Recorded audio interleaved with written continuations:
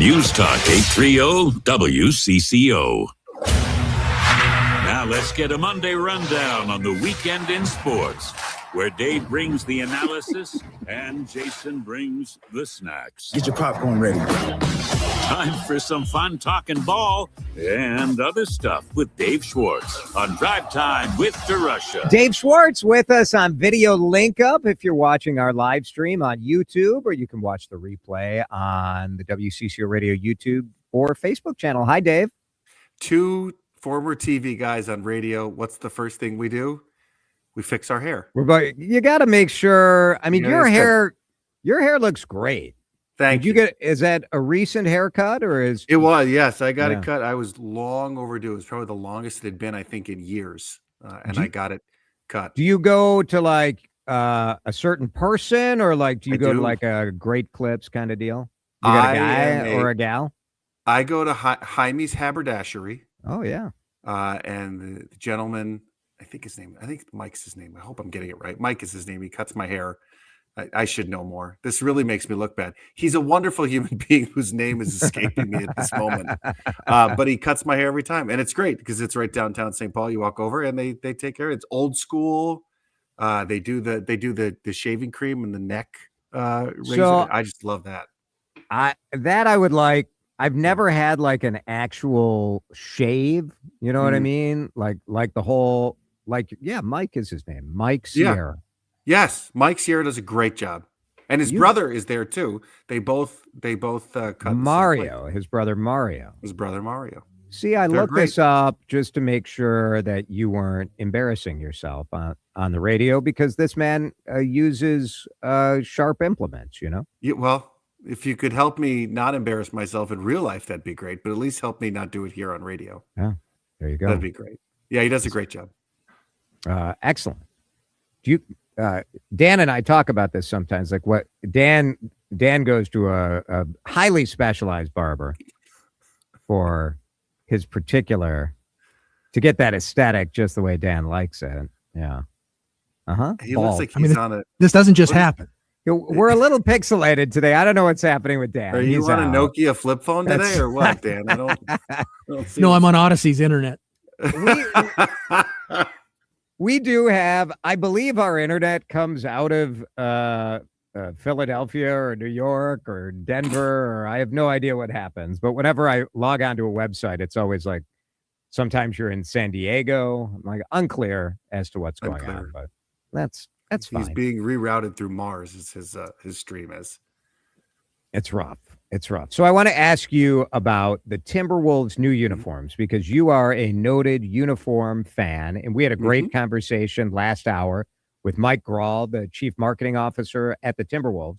And to me, like, I love the details. I love the backstory of why they brought in this or brought in that.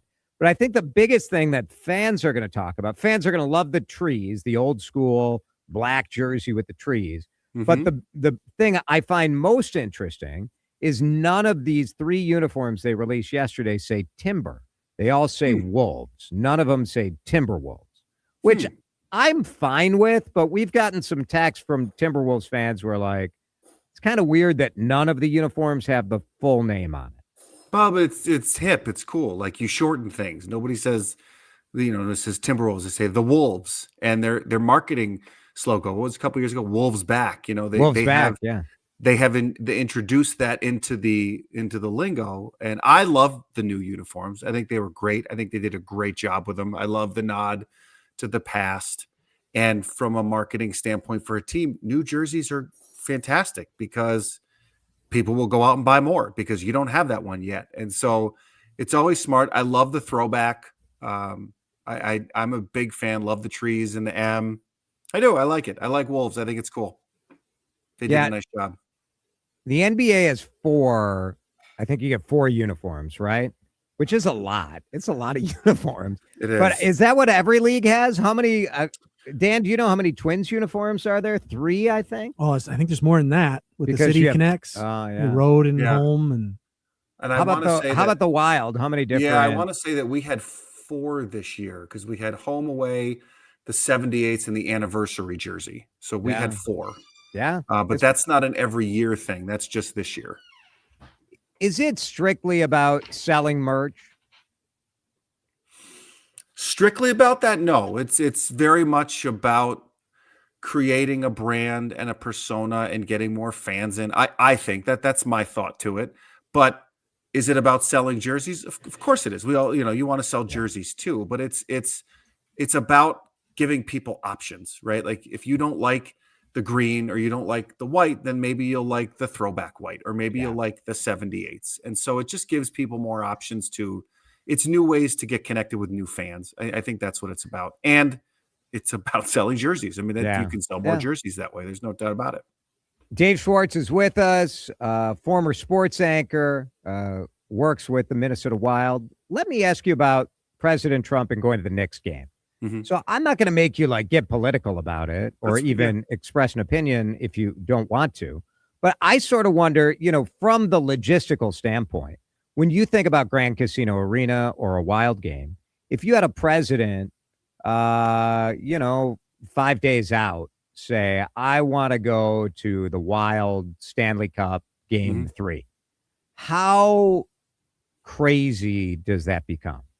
Oh, it becomes a whole different level of crazy, if that's the word we want to use, because, in the case of what's going on in New York, and I feel badly, who I really feel badly for, and I heard your conversation as I was driving home, who I really feel badly for is the game operations people and who had to go through everything they had to go through to create an outdoor party, because there's permits and things you have to pay money for, and things that have to go through the channels to get them approved to have that party. You do all that and then you don't get to have the party. But if the president were coming, yes, logistically, there's a whole lot more to it from a organizational standpoint, although my guess would be Secret Service would take over most of it, that they would come in and kind of run point, and then the organization themselves would then do whatever they need to do.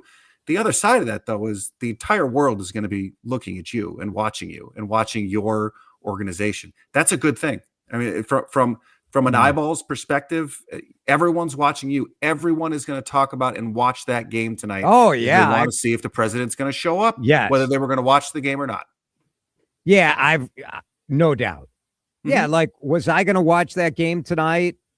Maybe, but now definitely. So everyone will be looking forward to see where's the president going to be? Where's he? Where's he sitting? What's he wearing? Yeah, I like that he goes to some of these big events. I think it's fun. It's cool to have the president go to something.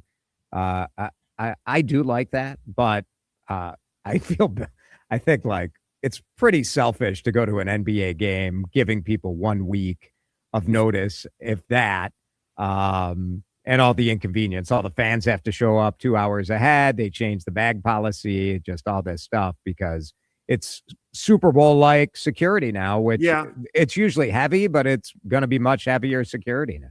I mean, but can you really make New Yorkers any angrier than they already are? Fair. I mean, I grew up there. I'll say that. It's a true thing. They're already angry. They're already fired up. They're angry because they're angry because they have traffic. They're angry because they want to win. They're angry, So, but again, I can't stress this enough. The people who put together the plans for these parties and the logistics are the ones that are just going, oh goodness, we spent so much time putting this together and everything that goes into it, and now it's out the door. It's out the door. Yeah. Dave Schwartz is with us.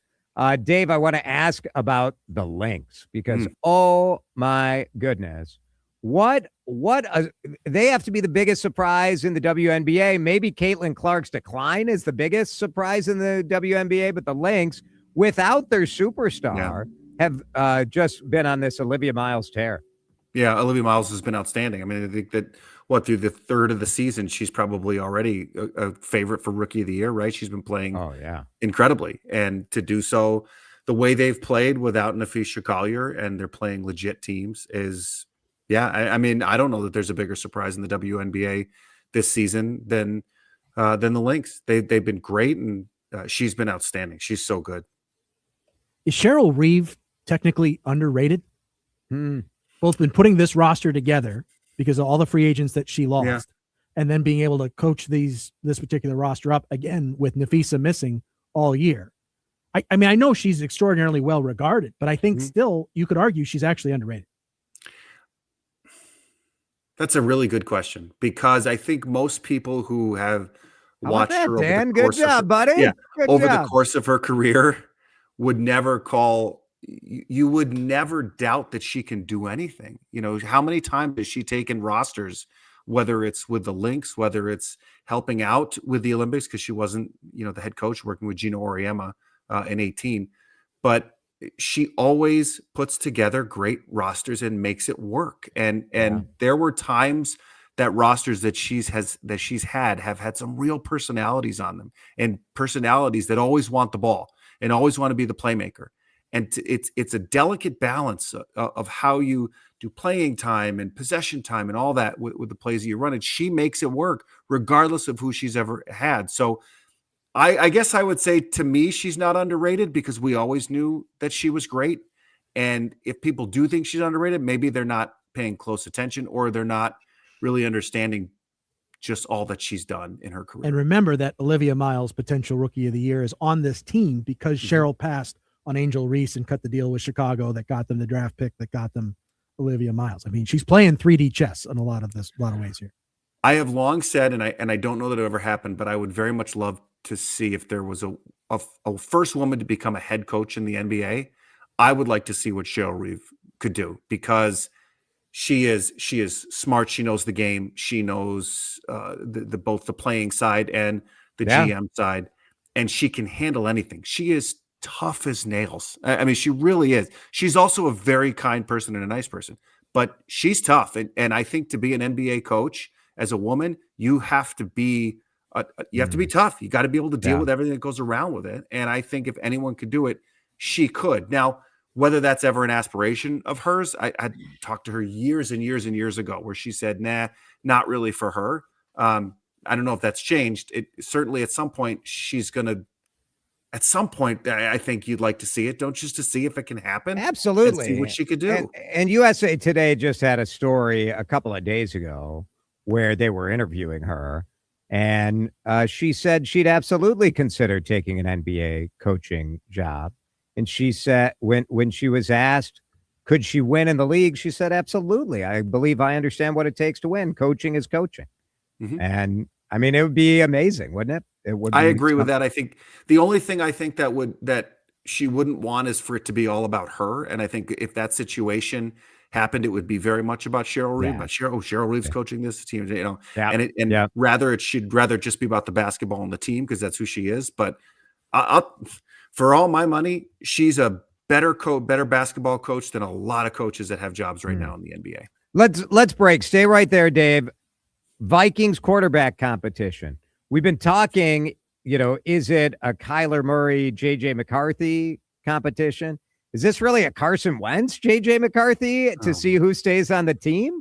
Would you trade JJ? Dave will give us his answer when we come back. Drive Time with DeRusha on News Talk 830 WCCO. I would not trade Mohiba Tureen, I'll tell you that much. It's Jason here for my friend, Dr. Mohiba Tureen. I absolutely love her. She is an awesome human being and an even better dermatologist. And Tureen Dermatology is her baby. Started as one clinic in Roseville. That's where I go. And it's grown today to be 11 different locations. And why are they expanding so quickly? 2 reasons. One, so many dermatologists want to come work with Dr. Tureen. She's known around the country for compassionate, innovative care. And the second reason is that Tureen Dermatology is looking around and saying, hey, where are there people who are just stuck waiting to see a dermatologist? And they're saying, let's see if we can open in those communities. And that's why today you can find Tureen Dermatology in Maplewood, in Eagan, in Farmington, in Hudson, in Lakeville, one of their new locations. They just opened in Osceola and in Sandstone and in Lindstrom, because you deserve the best care and you'll get it at Tureen Dermatology. Do not wait. If you have a concern about your skin, no matter what it is, no matter what your age is, what your skin color is, Tureen, Tareen, Tureen Dermatology.